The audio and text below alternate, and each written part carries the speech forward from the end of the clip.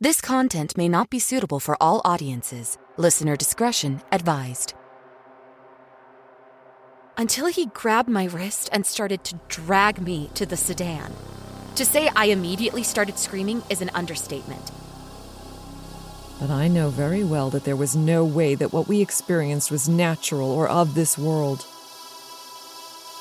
I know you're in here. Come out. I could imagine his unnatural grin as he said that. From Disturbed Media, join your host, Chad, for true tales of horror, bizarre happenings, and unexplainable events. This is Disturbed.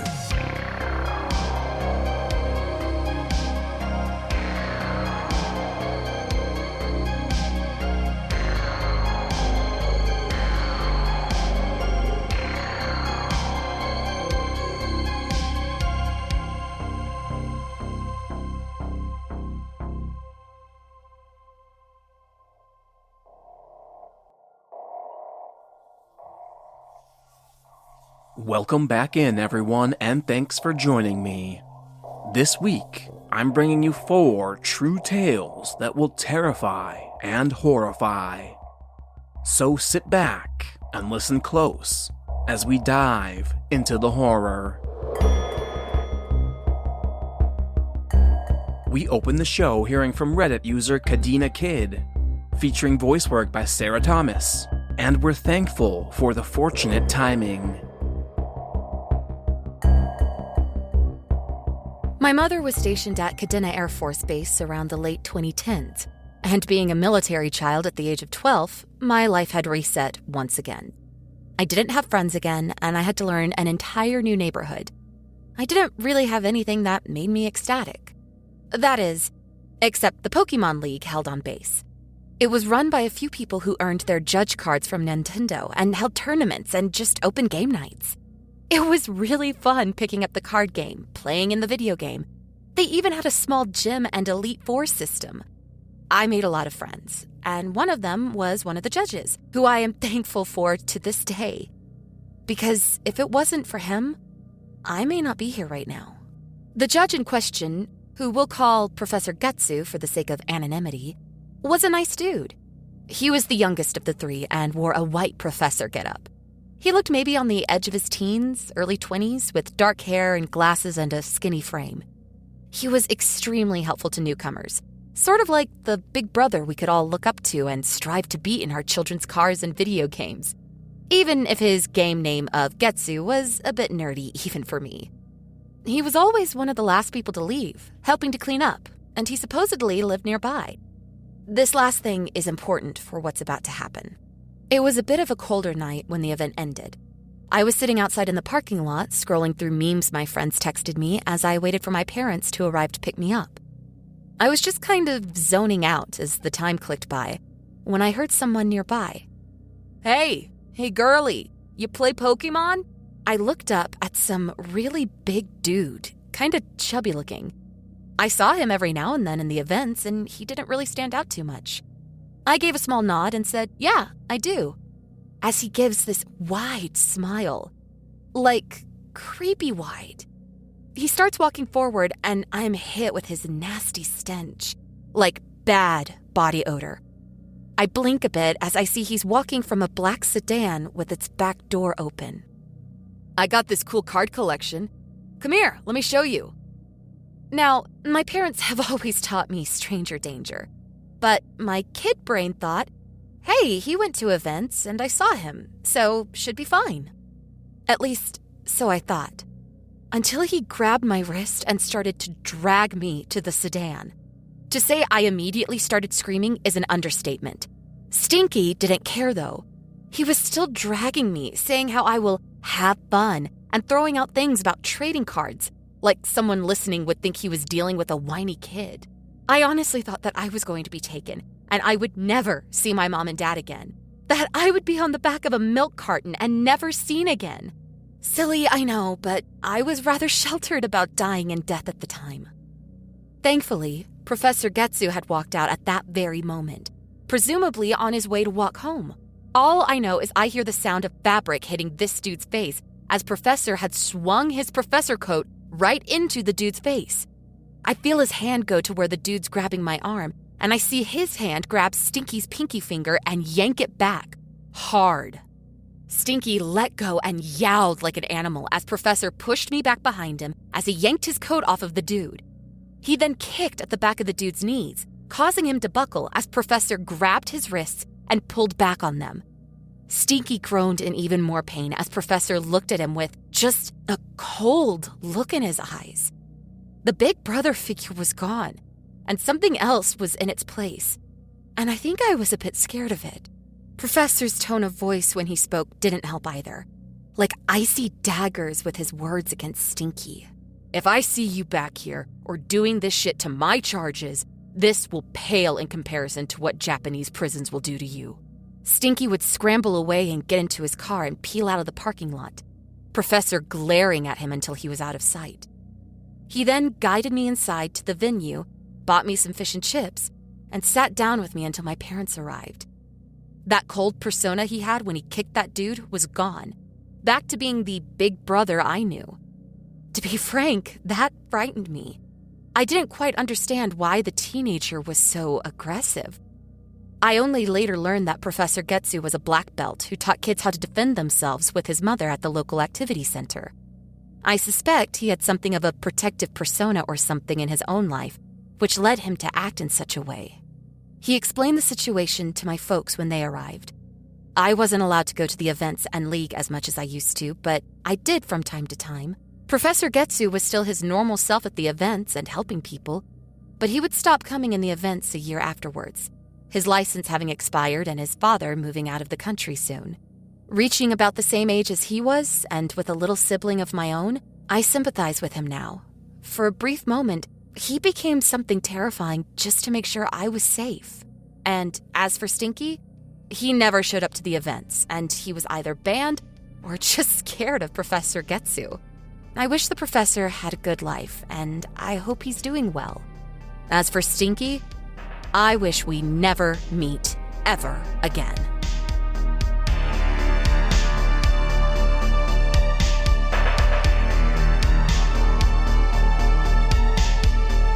Get your voice on Disturbed with our hotline, available 24/7 completely free. Tell us your experience or just leave your comments on the show. Visit hotline.disturbedpodcast.com on your mobile device or computer. Next up, we check in with Reddit user 2punked, featuring voice work by Nikolle Doolin, and we encounter the dancing entity.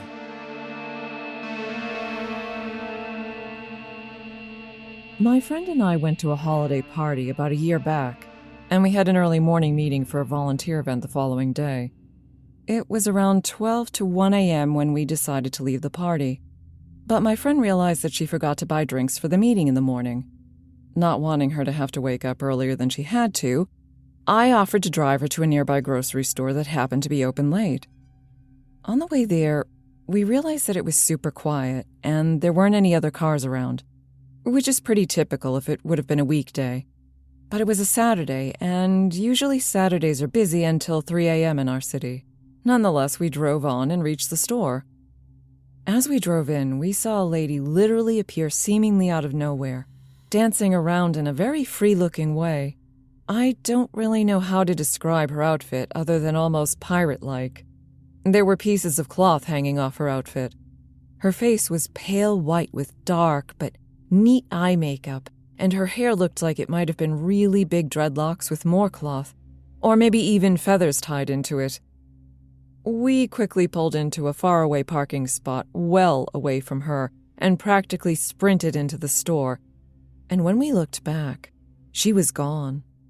Not sure if this matters, but I figured I would include the ambiance of the store as well in case this is a cross-dimensional experience.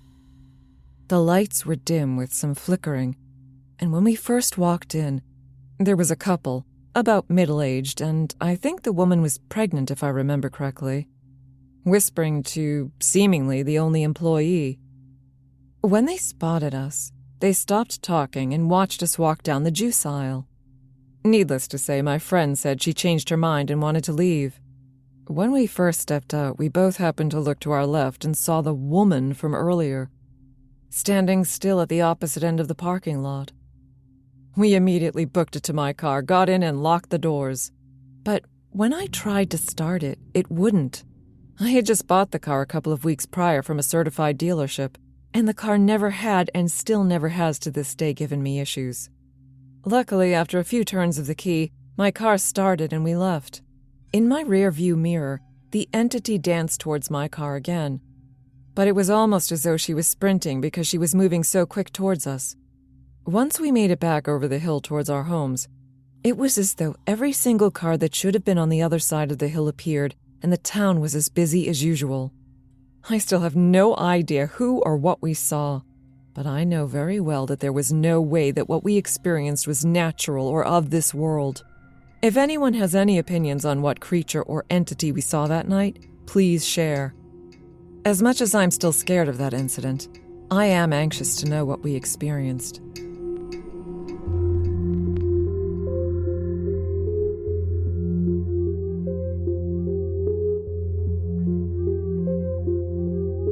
You're listening to Disturbed from Disturbed Media.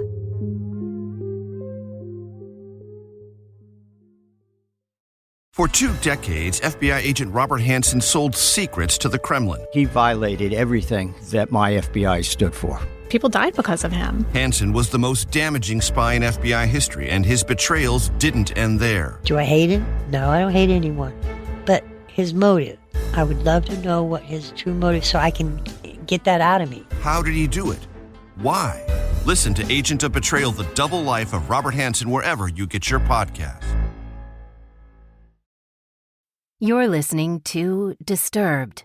Now, back to the horror. Next up is an email submission from Florence, featuring voice work by Tanya Eby.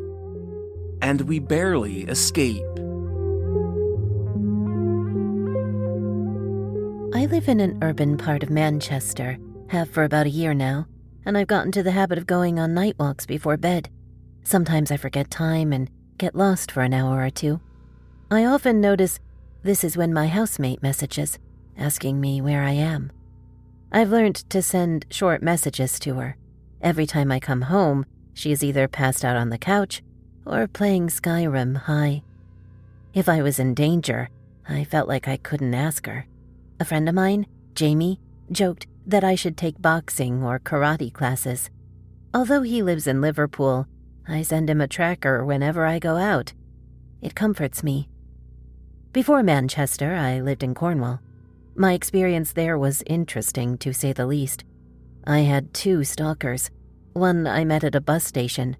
He gave a vivid story on how to beat up a pigeon, and the other initially messaged me through Facebook, claiming he was a master's student at the local university, saying he saw me walking in town. I'm not averse to conflict. I have a few scars to prove that. I'm not saying I'm that person in movies who sits at the bar alone, downing shots, but I've had a few hits and misses that my therapist thoroughly knows about. I won't go into detail here.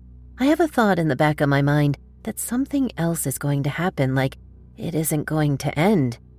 Maybe that is my downfall. One evening, a photographer I worked with a week or so ago waited for me in Manchester's Oxford Road to drop off a watch I left behind. He asked me what I was doing on a Thursday night. I said I was going to see a friend perform at the comedy night just down the road, hoping he wouldn't join me on the walk. You get a lot of strange looks, especially if you're walking alone at 10 p.m. I enjoy people watching. The night culture in Manchester is loud, drunk, and full of light. Families from the theater are rushing to get on the train, and students from the university are smoking outside of clubs. On this one occasion, I did not send a tracker. I only messaged Jamie saying I was going to pick up my watch. The watch is a family treasure. It was passed down from the 1940s. The brand doesn't exist anymore, and it is gold-plated. So, as you probably guessed, it is valuable. I gripped my keys, just in case, and I am hyper-aware of who is surrounding me. On my way back to the train, there were a lot of people, and it is difficult to keep track of everyone. Sometimes some individuals stick out from the crowd, the glaring eyes or the brightly dressed. Before I stepped into the train station, I noticed a tall man appearing like a shadow. Mistakenly, I looked at him too long. His eyes pinned on me and he drew a large smile. I could have sworn his lips stretched from ear to ear. His arms rested in mid-air, and his fingers entwined like a ball. I had my phone ready to scan and swiftly passed through the gates. The gut feeling in my stomach was wrenching. I'm quite short and thin, so I can move through crowds without having to push or shove anyone. I knew the platforms like the back of my hand, so in my attempt to avoid him, I got into my platform, checked the waiting time, and moved behind a wall. I unraveled my earphones and played soft music to try and calm my anxiety. One thing I learned during a hiking trip is to never panic during a stressful or unprecedented situation. Otherwise, the worst will happen. The train finally arrived. 10 minutes felt like an hour. I stepped into the train. This train has 5 coaches. Everyone was mere inches from one another. I looked up after changing a song and saw a brightly-eyed, tall man staring down at me. I held my keys so tightly that I cut my palm. His teeth were coral white and his gums were rose pink. He stood so close to me, I could see the pattern on his suit. His breath smelt metallic. The man grabbed my wrist and whispered, "I can feel your heartbeat." He forcefully let go as an announcement presented, "Next stop is Bolton." Everyone shifted, preparing to get off the train. I made my move to push away from the man. I only managed to get behind one other person, but I was ready to run. I never thought I would be so happy to hear the sound of the doors open. I slithered past the crowd and made my way to the female toilets. I locked myself in one of the cubicles and let go of the keys. I looked at my palm, and the small cut bled. "Shit," I muttered under my breath. I heard the toilet door open, which was quickly followed by 3 females drunkenly laughing. "All right there, mate," one female slurred. There was a notable silence. I lifted my feet off the ground and held my knees tightly. "Weirdo." Another female laughed as they left, slamming the door behind them. I still felt a presence in the room. I couldn't hear the figure breathing or moving, but I could just about see the top of a shadow figure. As I reached for my phone, I thought in frustration, "What is the security number?" I waited for the mobile data to kick in. "I know you're in here. Come out." I could imagine his unnatural grin as he said that. In the search was British Transport Police. "Yes," I silently mouthed, losing my balance and accidentally banging the stall wall. I placed my palm on the wall and regained my balance. A darkness peered over me. I dreaded looking up. A hat fell on my lap and made me jump out of my seat. I regrettably looked up. His eyes were enlarged and his grin was sharp. I could see only an inch of his teeth. His dark hair was partly bald, and strands of his hair fell in front of his face. I recovered some strength, and both of my hands formed tight fists. I promptly stood on the toilet lid, and without hesitation, I thumped him. He let out a blaring cry and held his nose. I took my chance to run.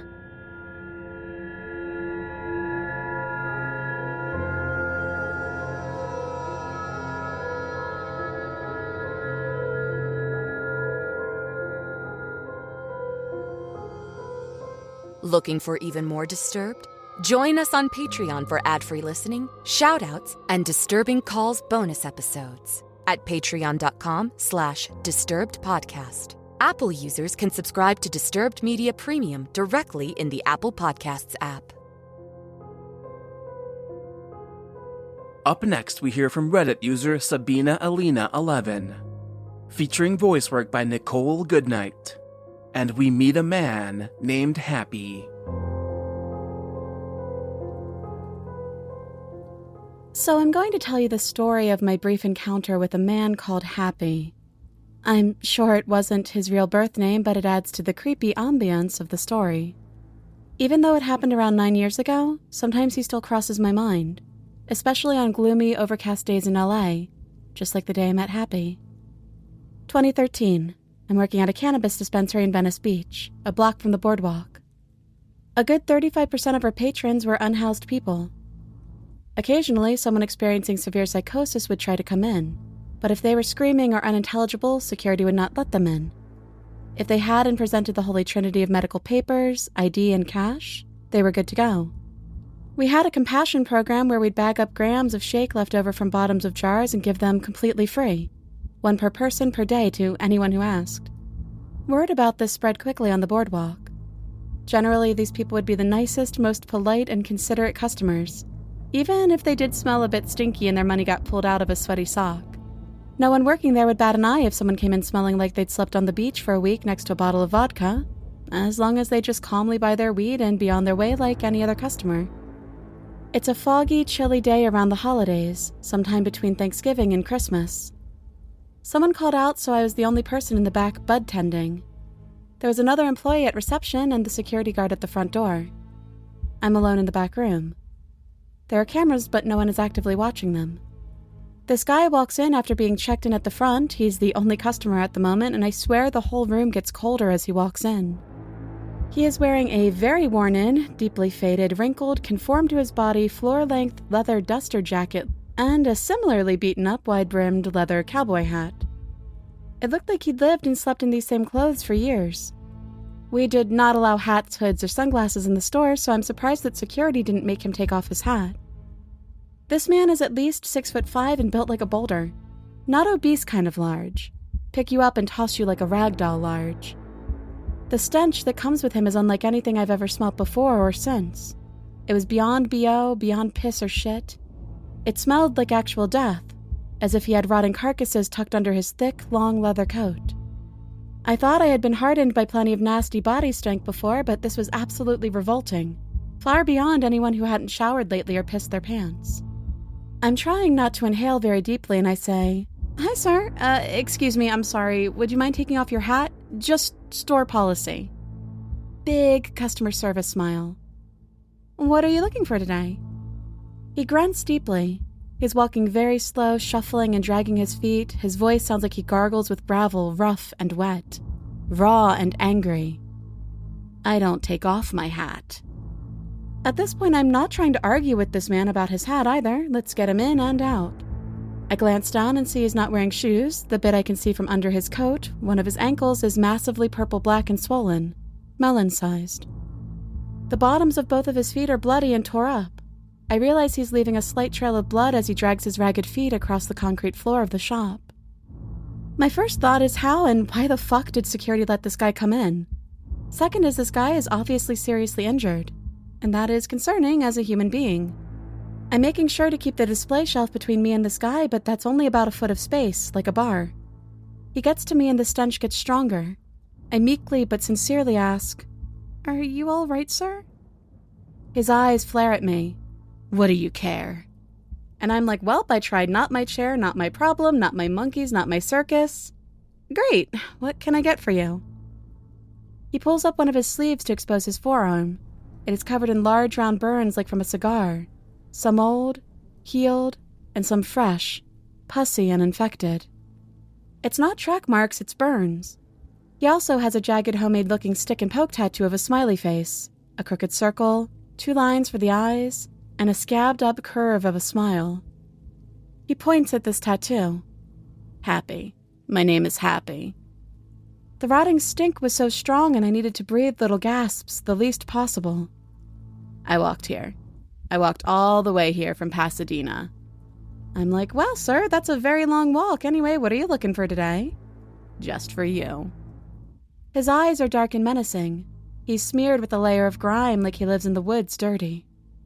He doesn't look like the average crust punk or disabled veteran you'd generally see living on the beach. It was hard to guess his age, but he wasn't that old or young, somewhere between 30 and 50. He looked like he'd dragged himself here from his log cabin, like what would happen if you entangled some quantum mechanics poorly and mixed Ed Gein with an 1800s homesteader, then transported him to 2013 Venice Beach. I, of course, have never seen this man before. Once was more than enough to make him unforgettable. He keeps staring at me as I move as far back as I can to the wall, hopefully out of his grasp if he lunged. I would need to walk out from behind the case and around him to get the security guard.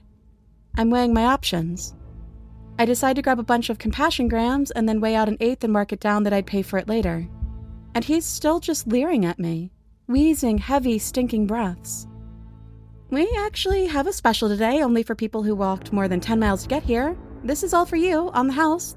Thanks for stopping by. He accepts the bag, but continues to just stand there and stare at me. Thank you, Happy? It worked. He grunts a guttural noise that is not a word and slowly turns to shuffle back toward the door. At the door, he turns back towards me and says, I'll see you later. He finally walks out after, leaving plenty of his residual stench of death behind. Thank any and all of the gods, I did not see Happy later or ever again.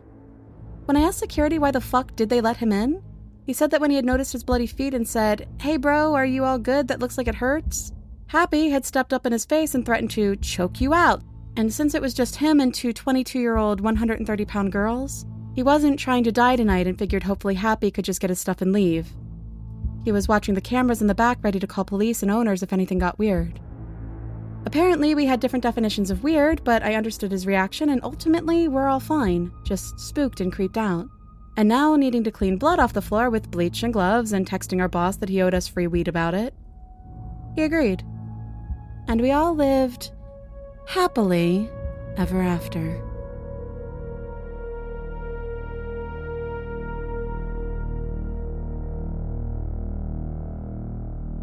Now I'm going to leave you hearing about something some of you might be familiar with, and some may not. This news clip comes courtesy of WHAS 11 News, featuring Stefan and Josh from the Farscape Paranormal Podcast. And remember, the best advice is to never let them in. So we're going to be talking about the black-eyed children or the black-eyed kids. Yeah, and, it really all started back with one gentleman back in the late 90s. He was going to mail some letters, stopped outside of an old movie theater to use the light to fill out his paperwork. Next thing you know, two kids showed up, like one kind of in the tween range, one older kid. Tried to get him to let him into his car, to take them home. He kept refusing. Then their eyes went just pitch black. Black, not just the irises, but everything went completely creepy horror movie black. And so, in doing a lot of research, this is not the only account. There are a lot of people who encounter these black-eyed kids. And this was even before people found out that other people were making accounts. So it's not like today how we have creepypasta and everybody kind of makes up their own stories. This is back in the early stages of the internet, right, when people were sharing stories on message boards, and these were popping up on different message boards that had nothing to do with one another, which makes it, I don't know, extra creepy. Yeah, and I mean, it's I remember one of those stories I looked up. A woman was awoken by her dog who sensed something at the front door, went to investigate, never opened her door, never made a sound, but somehow the kids on the other side of the door knew she was there and tried to get them to let her into the house. Nope. Let them into the house. Nope. So it's funny. They're always it's always two kids, one in like a tween age and one is like a preschool type age. And they're always trying to like get into either your home or your car or into something, which makes it almost feel almost like a vampire of some sort. You know what I mean? Like they have to be invited in. It's pretty creepy, and everybody who has these encounters with these kids at a certain point of refusal of help, it turns into very more aggressive in their actions with trying to get into wherever you are, your car, your house, your place of work. Yeah, the more and more you don't let them in, the more and more they seem to get very upset, very angry, and extra creepy. Many people have reported this around the country. Have we found any around the world, or is it strictly the United States, Josh? No, there are stories around the world. Yeah. That's crazy. Yeah, and then, of course, the telltale sign is when they start getting aggressive, their eyes turn black. They just, again, it's not just like their irises change a different color. The entire eye is just completely blacked out. Yep. It's something you don't want to see. That's all I'm saying. Yeah, I mean, the first one of the stories that we found, someone was leaving the mall and kids followed her to her car outside of the mall, and then until they were coming towards the front of her car as she was backing out of her parking spot. Yeah. And their eyes turned black. And so she squealed tires trying to get out of there. Just one more thing for you to think twice about out there.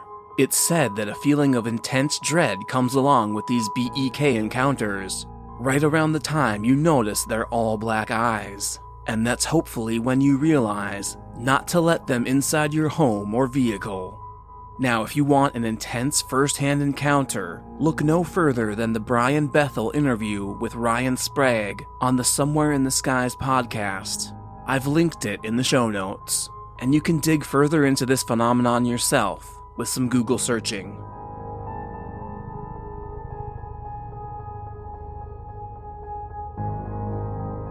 Don't forget you can send in your own true terrifying tale. Head over to disturbedpodcast.com/submit. If you'd like to support the show and gain access to bonus episodes, ad-free content, and early releases, visit patreon.com/disturbedpodcast. And a big thanks to our newest supporters, Hannah, Mila Cardona, Mary, Jess Morrison 7, and Ryan Garrett. Thanks to all of you for supporting the show. Music by Carl Casey at whitebataudio.co.ag. Thanks for listening. We'll be back next Thursday with a brand new episode. And don't forget to stay safe out there, y'all.